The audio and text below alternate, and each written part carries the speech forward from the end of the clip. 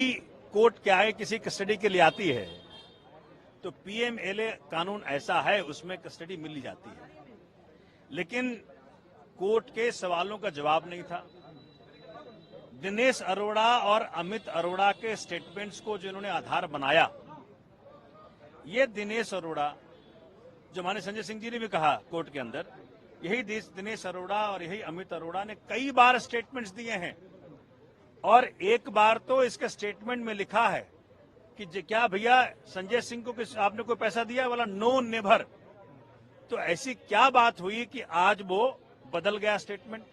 बात ये हुई कि 1 अगस्त को इस शख्स को बेल मिला, ये बना अप्रूवर, और अप्रूवर बनने के बाद 14 अगस्त को ये स्टेटमेंट देता है। उस पर क्यों कोई ट्रस्ट करेगा? वो नेचुरल सी बात है, किसी का तुम कान फाड़ोगे, किसी का दांत तोड़ोगे, किसी की परिवार को धमकी दोगे, आप इस शर्त पे कि भाई तुमको तभी छोड़ेंगे जब तुम इन व्यक्तियों का नाम लोगे। तो संजय सिंह का छोड़ो, वो तो मोदी का नाम ले ले। सर, ईडी ने कुल कितने करोड़ रुपए लेन देन का आरोप लगाया है? कहा है कि 2 बार में 1-1 करोड़ रुपए हुए, फिर 1 करोड़ रुपए बाद में किसी के। ये तो ईडी से पूछो भैया जी। ये तो जीरो, मेरे हिसाब से ये सब हवा हवाई है। माननीय उच्चतम न्यायालय भी देख रहा है इसको, माननीय न्यायालय भी देख रहे हैं इसको। हवा हवाई है। एक नए धेले की रिकवरी नहीं, एक नए धेले का ट्रेस नहीं, एक नए धेले का एविडेंस नहीं। तो कौन किसकी पैसा?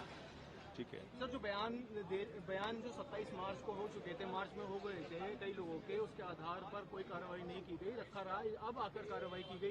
इस पे बचाव पक्ष का भी सवाल था, कोर्ट का भी सवाल था। उसके बारे में ईडी ने एक एक्सप्लेनेशन दिया कि भी उन्हें धमकी दी गई थी कि बहुत सारे इन्फ्लुएंसर लोग हैं, उनका क्या किसी का नाम ना ले। सर, ये क्या मामला है? किस वजह से ऐसा ईडी को कहना पड़ा? आपको लग रहा है कि इस देश में इन्फ्लुएंसर संजय सिंह और सोमनाथ भारती हो सकते हैं? इस देश में इन्फ्लुएंसर वो होगा जिसके हाथ में आज ईडी है, सीबीआई है, वो इन्फ्लुएंसर हैं। वो पावर लगा रहे हैं, जोर लगा रहे हैं कि तू इनका नाम ले, तू इनका नाम ले, तू इनका नाम ले। तो ईडी के सारे आर्गुमेंट्स ध्वस्त हैं। 5 दिन वेट करो, सब काम हो जाएगा। उससे पूछा गया कि भाई आपने को संजय सिंह को पैसा दिया, तो कहा नो नेवर। ये ऑन रिकॉर्ड है कि नो नेवर। तो वो स्टेटमेंट का मान्यता नहीं है।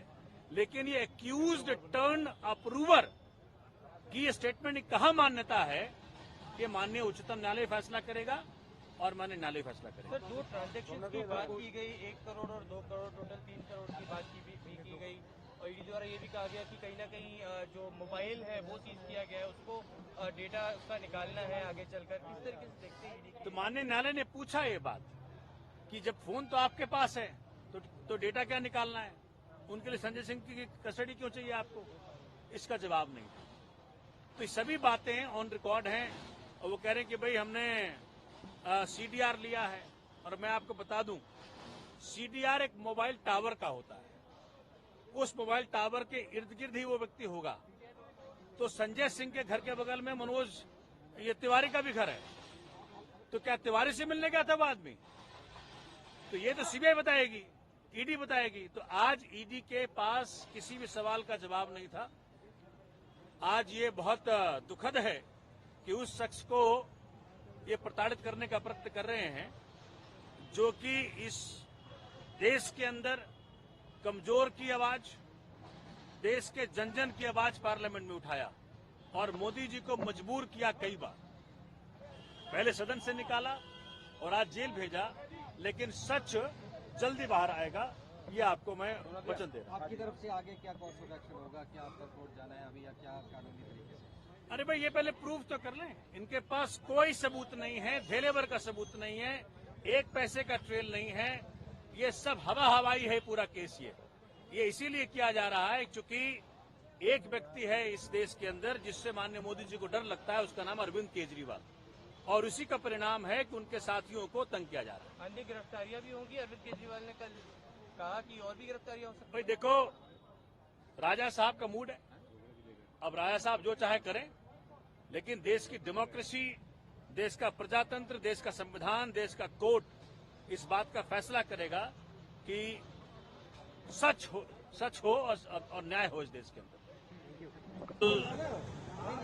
कानून को ताक पर रख करके कार्रवाई की गई। आज ये कोर्ट में बताया गया कि ड्यू प्रोसेस ऑफ लॉ को फॉलो नहीं, इन्होंने फॉलो नहीं किया। ना कोई नोटिस भेजा, ना कोई समन भेजा। एक बैग जाकर के किसी के घर में आप उसको अरेस्ट कर लेते हो। इस बात को आज कोर्ट में रखा गया और कोर्ट ने इसका संज्ञान भी लिया। बहुत दुर्भाग्य है कि इस प्रकार की हरकतें मोदी सरकार अपने राजनीतिक प्रतिद्वंदियों के खिलाफ ले रही है। हताशा की स्थिति है, निराशा की स्थिति है। ये दिनेश अरोड़ा का स्टेटमेंट कई बार हो चुका। एक भी बार, इनफैक्ट ये ऑन रिकॉर्ड है, आज संजय जी ने कोर्ट के अंदर भी ये बात कही कि कभी भी उनका नाम नहीं आया। और 1 अगस्त को जब उसको बेल मिल जाता है तो 14 अगस्त को वो नाम लेता है। जब वो अप्रूवर बन जाता है तो नाम लेता है। तो पहला जो को एक्यूज्ड है आपका, उसके स्टेटमेंट की कितनी महत्ता है ये माननीय उच्चतम न्यायालय भी देख रहा है और माननीय न्यायालय ने भी आज देखा। ये वो शख्स है संजय सिंह जिसने की आंख में आंख डाल करके मोदी जी के बात की। मणिपुर पे जब सवाल पूछा तो संजय सिंह ने पूछा। दिल्ली की जनता के हक को जब मारा गया तो संजय सिंह ने सवाल पूछा।